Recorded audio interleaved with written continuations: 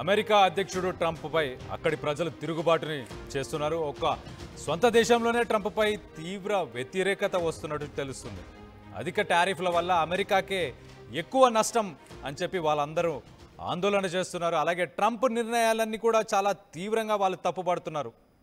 America ఆర్థికవేత్త Steve హాకింగ్కి సంబంధించి ఒక ప్రొఫెసర్ కూడా నిన్న చెప్పారు. ఆయన చాలా క్లియర్గా చెప్పారు, ట్రంప్ పేకల మేడని తయారు చేస్తున్నాడు, ఆ పేకల మేడ ఏదో ఒక రోజు కూలిపోతుందని చెప్పి ఆయన కూడా హెచ్చరించాడు.